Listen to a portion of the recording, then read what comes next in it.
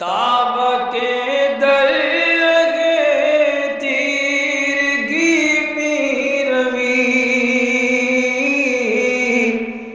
بہر توبہ درائے شباب غوی بشنو از گوش دل مثنوی مانوی در رہے صدق برتا مسمم شوی بشنو از گوش دل مثنوی مانوی در رہے صدق برتا مسمم شوی۔ بسم اللہ الرحمن الرحیم، الحمدللہ رب العالمین، والصلاة والسلام علی سیدنا و مولانا محمد حبیبہ و محبوبہ وعلی آلہ و اصحابہ و تابعین والحمدللہ رب العالمین۔ اما بعد، گزشتہ ہم پڑھ رہے تھے کہ اللہ تعالیٰ جن لوگوں کو ہدایت کے راستے پر آنے کی توفیق دیتا ہے، جب تک اللہ کی جانب سے توفیق نہ ہو کوئی نہیں آ سکتا۔ تو اللہ تعالیٰ جن لوگوں کو توفیق دیتا ہے اور وہ اللہ کی توفیق سے ہدایت کے راستے پر آتے ہیں اور اللہ کی محبت دل میں پیدا کرتے ہیں اور جنت کے مستحق بنتے ہیں، وہ تین قسم کے ہوتے ہیں۔ ایک تو وہ ہے جو خوشی سے نہیں آتا، اس کو زبردستی لانا پڑتا ہے، جیسے کہ اس سے پہلے بیان کیا گیا کہ زنجیروں میں اور توخوں میں ڈال کر کھینچ کے اس کو حق کے راستے پر لایا جاتا ہے۔ دوسرا وہ آدمی ہوتا ہے جو خوشی سے تو آتا ہے، لیکن خوشی سے آنے میں اس کا مقصد کوئی ایک چیز ہوتی ہے، کوئی غرض ہوتی ہے شامل حال، یا کوئی خوف ہوتا ہے، جیسے جنت کی طلب اور دوزخ سے بچنے کا راستہ، دوزخ کا ڈر۔ تو یہ دوزخ کا ڈر اور جنت کی خواہش اس کو نیکی کے راستے پر کھینچ کے لاتی ہے۔ اور تیسرا آدمی وہ ہوتا ہے جس کو نہ جنت کی طلب ہوتی ہے، نہ دوزخ کا خوف ہوتا ہے، نہ وہ جزا سزا کے بارے میں سوچتا ہے، بس وہ عشق والا ہوتا ہے، خدا کے لیے آتا ہے، اس کو صرف خدا مطلوب ہوتا ہے، کسی اور چیز کی غرض اس کو شامل حال نہیں ہوتی۔ تو جو لوگ زبردستی آتے ہیں ان کی مثال آپ نے فرمایا تھا کہ بچوں کی سی ہے۔ چھوٹے بچے جب اسکول کو جاتے ہیں تو خوشی سے نہیں جاتے بلکہ ان کو زبردستی بھیجا جاتا ہے۔ کودکارا می بری مکتب بزور زاں کے ہستند از فوائد چشم کور۔ تو بچوں کو جب آپ اسکول کو بھیجتے ہیں تو جبرن بھیجتے ہیں، کیونکہ وہ نادان ہیں، وہ اسکول کو جانے کے فائدوں سے واقف نہیں۔ تو چونکہ وہ نادان ہیں اور واقف نہیں ہیں اس لیے وہ جانا نہیں چاہتے، لیکن جو واقف ہوتا ہے اور جو سمجھدار ہوتا ہے، جو جانتا ہے، اس کا فائدہ وہ بچوں کی بھلائی میں ہی بچوں کو زبردستی بھیجتا ہے۔ چو شود واقف بمکتب می دود جانش از رفتن شگفتہ می شود۔ جب بچے کو یہ پتا چل جاتا ہے کہ اسکول میں جانے کے بعد اس کو کوئی فائدہ حاصل ہوگا، کو کھیلنے کودنے دیا جائے گا، اس کے لیے انجوائمنٹ ہوگا، تو پھر وہ اسکول جانے میں بڑا مستعد ہوتا ہے۔ پہلے تو وہ جانا نہیں چاہتا، لیکن جب اس کے انجوائمنٹ کا سامان یا اس کی خواہش کی کوئی چیز اس کو اسکول میں ملنے کا امکان ہوتا ہے تو وہ دوڑ کے جاتا ہے، خوشی سے جاتا ہے، اور جانے کے لیے وہ بے چین ہو جاتا ہے۔ می روت کودک بے مکتب پیچ پیچ چو ندید از مزد کار خیش ہیچ۔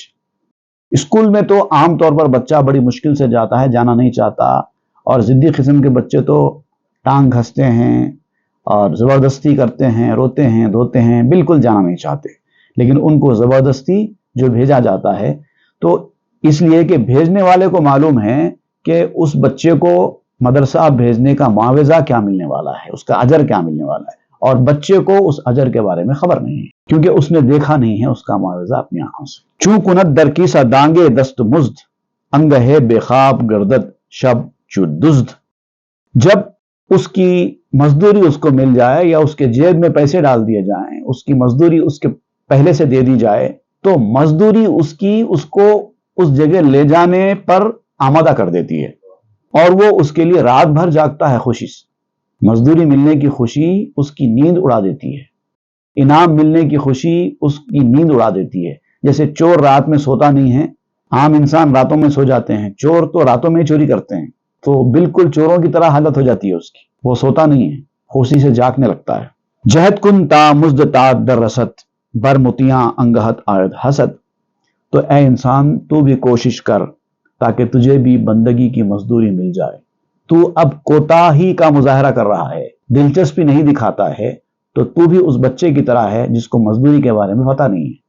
تجھے اگر مزدوری چاہیے تو تجھے کوشش کرنی چاہیے، اور جب تجھے پتہ چلے گا کہ ان اچھے اعمال کی، برائیوں سے بچنے کی کیا مزدوری ملتی ہے، یا جن لوگوں نے اچھے اعمال کر کے جو مزدوری حاصل کی ہے، اگر تو نے ان مزدوریوں کو دیکھ لیا تو تجھے فرما برداروں کے اوپر حسد ہوگا۔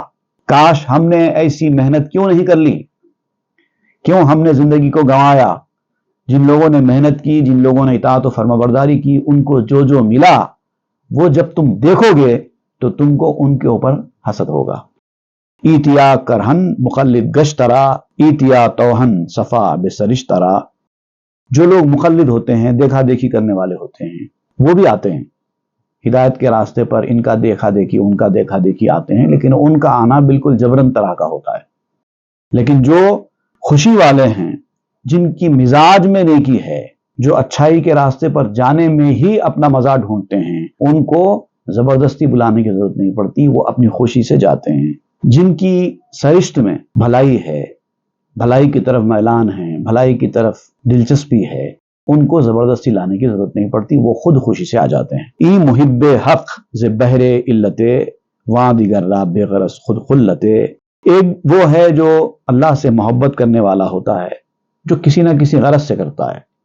اللہ سے محبت بھی انسان غرض کے لیے کرتا ہے، اور وہ غرض یہی ہے، دوزخ سے اپنے آپ کو بچانا اور جنت کا اپنے آپ کو مستحق بنانا، وہاں جا کر اللہ کی نعمتوں سے لطف اندوز ہونا۔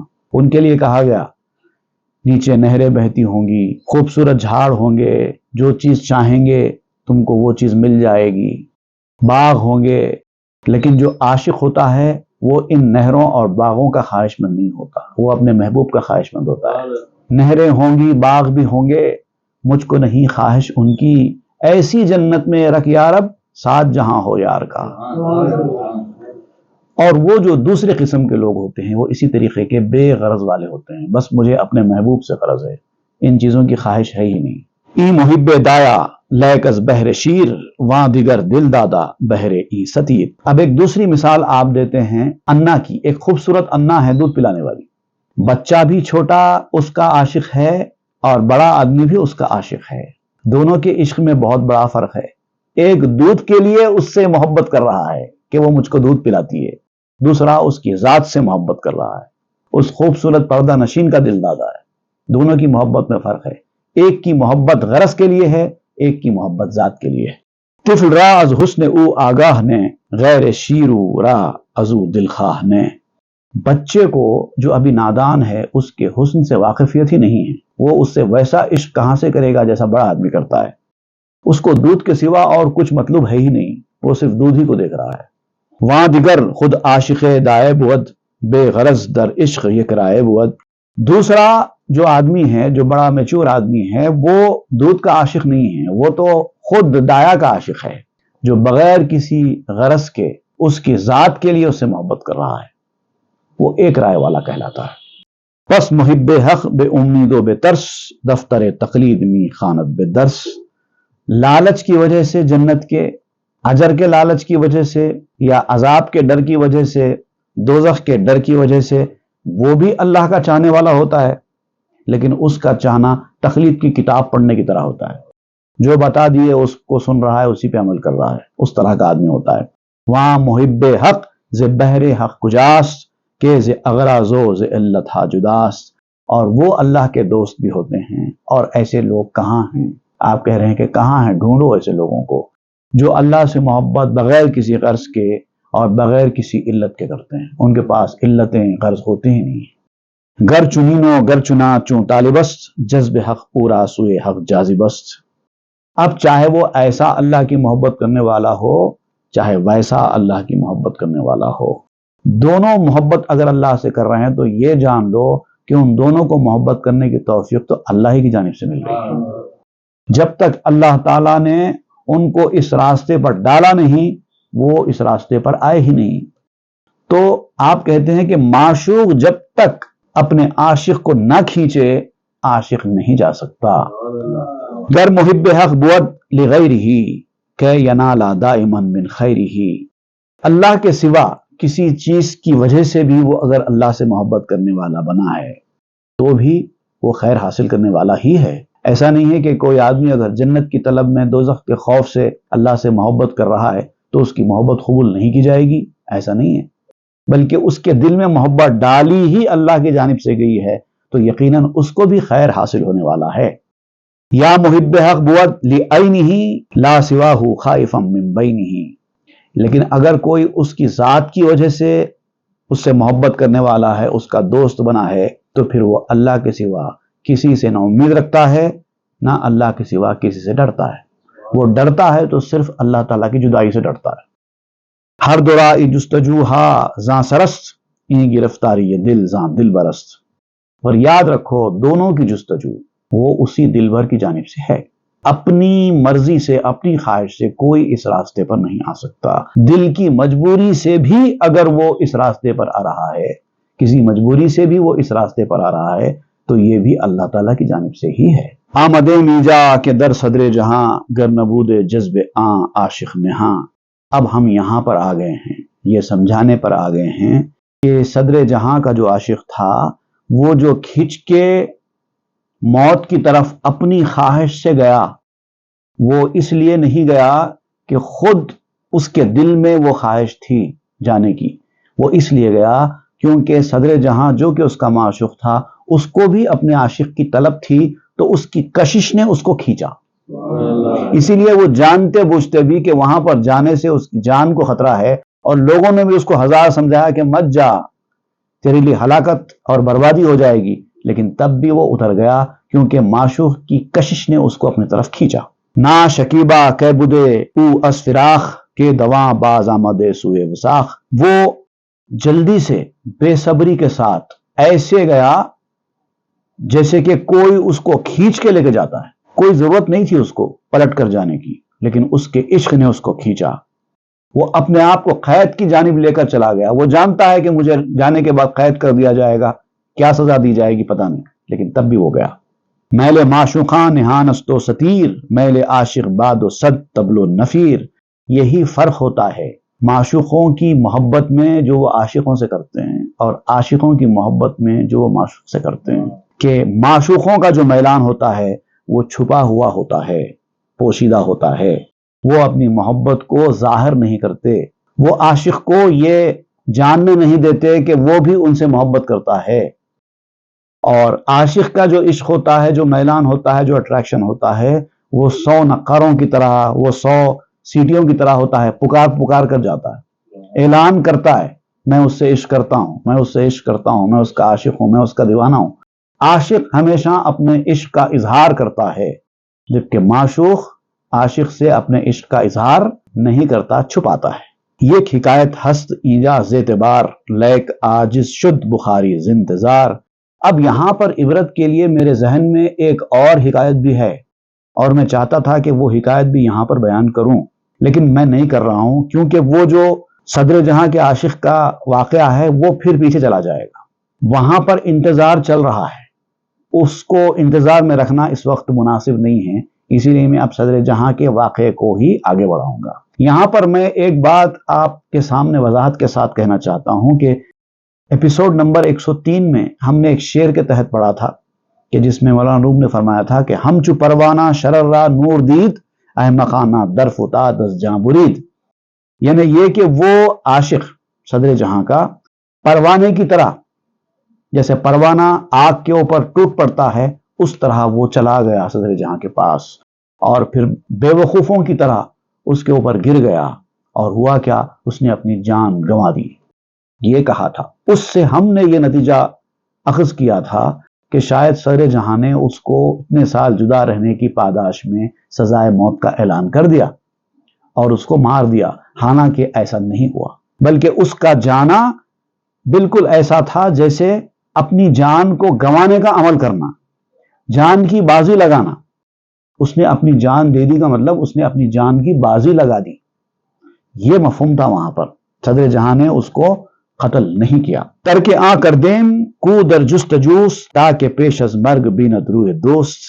ہم نے جو حکایت کی بات کی ہے جو میرے ذہن میں اس وقت آئی ہے وہ میں اس کو چھوڑ دیتا ہوں، فی الحال روک دیتا ہوں، کیونکہ اب صدر جہاں کا عاشق صدر جہاں کی تلاش میں ہے، اور چونکہ اب اس کی حالت مرنے کے قریب ہو گئی ہے، جاں بلب ہے، اور وہ چاہتا ہے کہ مرنے سے پہلے میں اپنے محبوب کا چہرہ دیکھ لوں.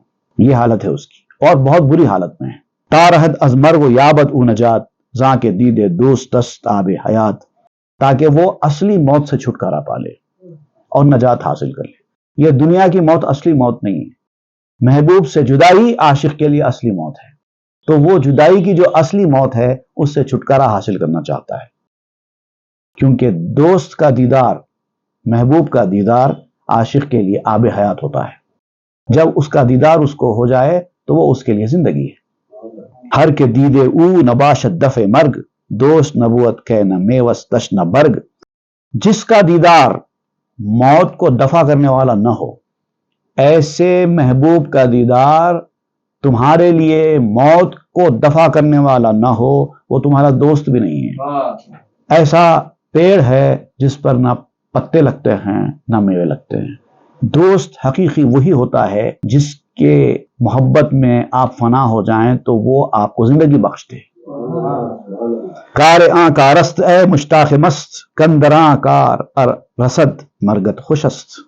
اے مست مشتاق، اے محبوب کا اشتیاق رکھنے والے، کاموں میں کام وہی کام ہے جس کام میں اگر تجھے موت آ جائے تو وہ موت بھی تیرے حق میں بہتر ہو جائے. اصل کام تو وہ کام ہے، باقی دوسرے کام نہیں ہے. شد نشان صدق ایمان اے جوان، آن کے آیت خوش ترا مرگندراں. اے جوان، ایمان کی سچائی کی علامت ہی یہی ہے کہ تجھے ایمان کی سلامتی میں اگر مرنا پڑے تو تجھے مرنا بھی اچھا لگے. گر نشد ایمان تو اے جان چنی، نیست کامل رو بجو اکمال دین. اے جان، اگر تیرا ایمان ایسا نہیں ہے، اس درجے کا نہیں ہے کہ تو موت کو گلے لگانے کے لیے تیار نہ ہو ایمان کے لیے، دین کے لیے، تو مومن کامل بھی نہیں ہے.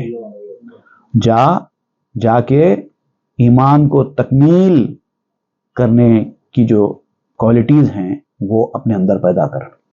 ایمان کی تکمیل کر، ابھی تیرا ایمان مکمل نہیں ہوا ہے. ہر کے اندر کار تو شد مرگ دوست، بر دلے تو بے کراہت دوست اوست. دوست حقیقت میں وہی ہوتا ہے کہ جو اپنے دوست کے لیے جان دینے کی بھی بازی لگائے، اور جب تک دوست کے لیے جان دینے کے لیے تیار نہ ہو دوسرا دوست تو وہ سچا دوست نہیں ہے. جس دوست کی موت تیرے کام میں ہو کسی ناگواری کے بغیر، یہ یقین کر لے کہ وہی تیرا سچا دوست ہے. چوں کراہت رفت آں خود مرگ نیست، صورت مرگست و نخلاں کرد نیست. اور جب موت سے انسان کی کراہت ہی ختم ہو جاتی ہے، انسان موت سے کراہت نہیں کرتا، موت سے ڈرتا نہیں، تو اس کے لیے وہ موت ہے ہی نہیں. بظاہر موت ہے، لوگوں کے سامنے دکھائی دینے کے لیے موت ہے کہ لوگ کہتے ہیں کہ وہ شخص مر گیا، لیکن ایسا عاشق مرتا نہیں ہے، بلکہ صرف ایک جہاں سے دوسرے جہاں کو منتقل ہوتا ہے. اسی لیے اس کو انتقال کہتے ہیں. انتقال کا مطلب ہی یہی ہے، ادھر سے ادھر منتقل ہونا. موت کو انتقال نہیں کہتے. چوں کراہت رفت مردن نفع شد، پس درست آمد کے مردن دفع شد. جب موت سے انسان کی کراہت ختم ہو جاتی ہے تو موت ہی اس کے لیے مفید ثابت ہو جاتی ہے. تو اس سے ثابت ہو جاتا ہے کہ عاشق کی موت موت نہیں ہوتی، بلکہ عاشق کی موت سے اس کی اصلی موت دفع ہو جاتی ہے. موت کہتے ہیں ایسی چیز کو کہ جس سے انسان کا وجود ختم ہو جائے، کچھ باقی نہ رہے. لیکن جب عشق کے میدان میں انسان فنا ہو جاتا ہے، اس کا کچھ باقی نہیں رہتا ہے، تو وہ فانی باقی بن جاتا ہے، ہمیشہ کے لیے زندہ ہو جاتا ہے. تب اس کو موت کہاں سے کہیں گے؟ دوست حق خستو کسے کش گفت او، کہ توی آنے منو من آنے تو. دنیا میں دو ہی دوست ہیں، ایک تو اللہ ہے اور ایک وہ ہے جس کے بارے میں اللہ تعالیٰ نے کہہ دیا ہے کہ تو میرا ہے اور میں تیرا ہوں. صرف دو ہی دوست. وہ بندہ جس کے بارے میں اللہ تعالیٰ نے کہہ دیا کہ تو میرا میں تیرا، ایک وہ دوست، ایک خود اللہ تعالیٰ، ایک دوست. دو ہی دوست. گوش دار اکنوں کی عاشق می رسد، بستہ عشق را بحبل من مسد. اب سنو کہ وہ جو عاشق صدر جہاں کے پاس پہنچتا ہے تو کس حالت میں پہنچتا ہے؟ اس حالت میں پہنچتا ہے کہ عشق نے اس کو مونج کی رسی سے باندھ دیا ہو۔ حبل من مسد، یہ اصل تبت یدا ابی لہب کا سورہ ہے، اس کا ایک ٹکڑا آپ نے استعمال کیا ہے۔ حبل من مسد، مونج کی رسی سے بند جانا۔ اس طرح سے وہ اپنے معشوق کے پاس پہنچتا ہے۔ چوں بدیدو چہرے صدر جہاں، گویا پری دشستن مرغ جاں، جب اس نے صدر جہاں کا چہرہ دیکھا، بہت بری حالت میں صدر جہاں کے پاس پہنچا، جیسے ہی صدر جہاں کا چہرہ اس کو دکھائی دیا، اس کو ایسے محسوس ہوا جیسے اس کے جسم سے اس کی جان کا جو مرغ ہے، جو پرندہ ہے، وہ اڑ گیا ہے۔ ہم چو چوبے خشک افتادہ تنش، سرد شد از فرخ سرتا ناخنش، اس کا جسم خشک لکڑی کی طرح، سوکھی ہوئی لکڑی کی طرح گر پڑا۔ ایک عجیب و غریب قسم کی حالت تھی جب وہ اپنے معشوق کو دیکھا، اس کے سامنے پہنچا، نظر سے نظر ملی، تو ایسی حالت ہو گئی کہ جیسے کوئی خشک لکڑی ٹوٹ کر گر جاتی ہے، وہ اس کی حالت ہو گئی۔ سر سے لے کے اس کے ناخن تک، پاؤں کے ناخن تک، پورا جسم ٹھنڈا پڑ گیا۔ ہر چے کردند از بخور و از گلاب، نئے بجنبی دو نیامت در خطاب، جب وہ بے ہوش ہو کر گر پڑا تو لوگوں نے اس کو ہوش میں لانے کے لیے اس کے اوپر بخور چھڑکا، گلاب کا عرق چھڑکا، تاکہ اس خوشبو سے وہ ہوش میں آئے، لیکن وہ حرکت میں نہیں آیا اور کچھ بولنے کے قابل نہیں تھا۔ کار نایت در بخارا ہر بخور، جس کے بوئے آنشہ با فر و نور، بخارا میں جتنا بخور تھا سب لایا گیا اور کوئی بخور اس کے لیے کارآمد ثابت نہیں ہوا۔ کیوں؟ اس لیے کہ وہ بخور کی خواہش میں آیا ہی نہیں تھا، وہ تو اپنے محبوب کی خواہش میں آیا تھا۔ اس پر شوکت اور پر نور صدر جہاں کی خوشبو چاہیے تھی اس کو، اس کے بعد ہی وہ ہوش میں آتا تھا۔ شاہ چوں دیدہ مزعفر روئے او، پس فرود آمد ز مرکب سوئے او۔ اب صدر جہاں دور سے سواری پر تھا، جب اس نے دیکھا کہ اس کا عاشق آ چکا ہے اور بے ہوش ہو کر گر پڑا ہے، تو وہ فوری جلدی سے سواری پہ سے اتر کے اپنے عاشق کے پاس آیا، اس کے جسم کے پاس جہاں وہ پڑا ہوا تھا وہاں پر آیا۔ گفت عاشق دوست جویت تیز و تفت، چونکہ معشوق آمداں عاشق برفت۔ کہنے لگا کہ عاشق معشوق کو تیزی اور گرم جوشی کے ساتھ تلاش کرتا ہے نا، بڑی تیزی کے ساتھ تم مجھ سے ملنے کے لیے آئے ہو، تم کو میری کشش کھینچ کر لائی ہے، تم چاہتے ہو کہ مجھے دیکھیں، مجھ سے ملاقات کریں، تمہارا عشق تمہیں کھینچ کر میرے پاس لایا ہے، تو اب یہ کیا جب میں تمہارے سامنے آیا ہوں تو تم ہی چلے گئے ہو؟ یہ تو وصل کا موقع ہے، تمہیں رہنا چاہیے تھا، مجھے دیکھنا چاہیے تھا، مجھ سے بات کرنا چاہیے تھا، تم ایسے ہی چلے جاؤ گے کیا دنیا سے گر کے؟ عاشق حقی و حقان است کو، چوں بیاید است نبوت تارمو۔ تو اللہ کا عاشق ہے تو صحیح بات یہ ہے کہ جب وہ آئے تو تیرا حال بھی ایسا ہی ہو، تیرے بدن کا بال بھی باقی نہ رہے۔ جب عاشق معشوق کے سامنے جاتا ہے تو عاشق فنا ہو جاتا ہے۔ تیرے ساتھ بھی ایسا ہی ہونا چاہیے، تیری ہستی ختم ہو جانا چاہیے۔ سچ تو فانیست پیش آ نظر، عاشقی بر نفی خود خواجہ مگر۔ تو اگر اللہ کی ذات میں فنا بھی ہو گیا ہے، فنا کا جام پی بھی لیا ہے، تو یاد رکھ تو اکیلا نہیں ہے، تیرے جیسے ہزاروں ہیں جو اللہ کی ذات میں فنا ہو جاتے ہیں۔ سایہ وہ عاشقی بر آفتاب، شمس آید سایہ لا گردد شتاب۔ یاد رکھ کہ تو سایہ ہے، تیری حیثیت، تیری مثال سائے کی سی ہے، چھاؤں کی سی ہے، اور تو سورج کے اوپر عاشق ہے۔ تو سایہ ہے اور سورج کا عاشق ہے، تو یاد رکھ جب سورج نکلتا ہے تو سایہ خود بخود فنا ہو جاتا ہے۔ اگر تم نور کے خواہش مند ہو، اندھیرے ہو اور نور کے خواہش مند ہو، تو جیسے ہی نور آئے گا اندھیرا خود بخود ختم ہو جائے گا۔ چونکہ سر برزد ز مشرق خور سے خر، نس ستارہ ماندو نس شب اثر۔ جب سورج کی ٹکریا مشرق سے نکلتی ہے تو کیا ہوتا ہے؟ نہ کسی ستارے کا نشان باقی رہتا ہے، نہ کسی اندھیرے کی کوئی علامت باقی رہتی ہے، رات بھی ختم ہو جاتی ہے۔ رات اس وقت تک ہے جب تک کہ سورج نہ نکلا ہو، جب سورج نکل چکا تو اب رات باقی نہیں رہے گی، ستارے ہوں گے بھی تو دکھائی نہیں دیں گے سورج کی روشنی کے سامنے۔ از در دل چونکہ عشق آید دروں، عقل رخت خیش اندازت بروں۔ دل کے دروازے سے جب عشق اندر آ جاتا ہے، عشق جب انسان کے اندر آ جاتا ہے تو انسان کی عقل اپنا بوریا بسترا لپیٹ کر نکل جاتی ہے۔ عشق میں عقل میں یہی فرق ہے۔ عشق جلنا چاہتا ہے، عقل جلنے دینا نہیں چاہتی، عقل مرنا نہیں چاہتی، عقل فنا ہونا نہیں چاہتی، عقل اپنا وجود قائم رکھنا چاہتی ہے، لیکن عشق اپنا وجود قائم رکھنا نہیں چاہتا، وہ جلنا چاہتا ہے۔ ایک مشاعرے میں شرکت کرنے کے لیے حاضر ہوا تھا، وہاں پر ہمارے شہر کے ایک صوفی مولانا سید شاہ حمید الدین شرفی رحمۃ اللہ علیہ، وہاں پر انہوں نے بھی اپنا کلام سنایا تھا۔ تو اس مشاعرے کا طرح مصرع تھا، شوق کہتا ہے کہ پھر یار کا جلوہ دیکھو۔ اس میں انہوں نے ایک گرا لگائی تھی جو مجھے آج تک یاد ہے، حالانکہ کافی سال پرانی بات ہے۔ عقل کہتی ہے کہ ایک بار کا جلنا بس ہے، عقل کہتی ہے کہ ایک بار کا جلنا بس ہے، شوق کہتا ہے کہ پھر یار کا جلوہ دیکھو۔ یہ عقل اور عشق کے درمیان معاملہ ہوتا ہے۔ ہم چو شیر خرد با آہو دو چار، گشت آہو بے خبر افتاد زار۔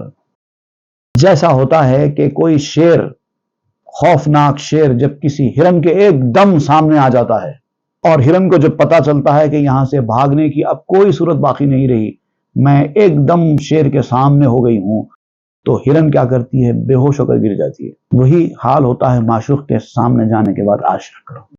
ہم چو زور پشا پیشے تند باد، فہم کن واللہ عالم بالسداد۔ جیسے کہ مچھر کی طاقت ہے ہوا کے مقابلے میں۔ مچھر ایک چھوٹا سا پرندہ ہوتا ہے، بہت ہی چھوٹا سا، لیکن جب تیز ہوا چلتی ہے تو مچھر اڑ پاتا ہے؟ نہیں اڑ پاتا۔ وہی حال سمجھ لو، اللہ تعالیٰ درستگی کو خوب جانتا ہے۔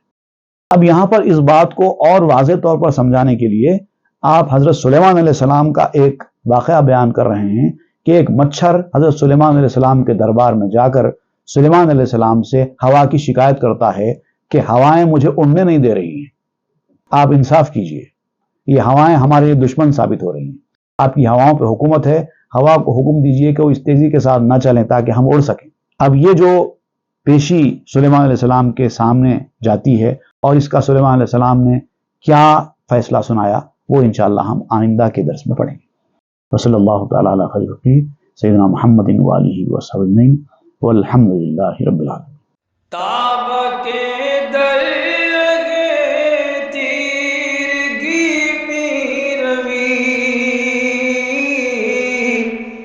بہر توبہ درائے شباب خوی، بشنو از گوش دل مثنوی معنوی، در لہے صدق برتا مسمم شوی، بشنو از گوش دل مثنوی